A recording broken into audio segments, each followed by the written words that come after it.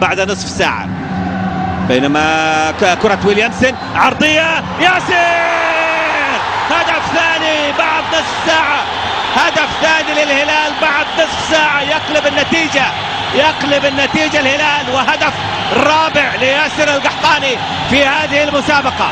عودة حميدة لياسر، عودة حميدة، 3 أهداف في المباراة الأولى أمام الفيصلي، وهنا هدف أمام الوحدة. ياسر القحطاني يتشارك الآن في صدارة الهدافين، هدف ثاني للهلال، وفرحة للجمهور الكبير الهلالي اللي يحضر مباراة اليوم.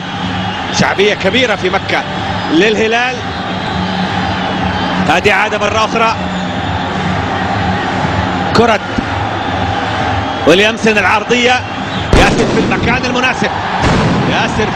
المناسب، ويليامسون لم يسدد على المرمى، لكنه يعرف بأن العرضيات سيكون مع عيسى المحيي.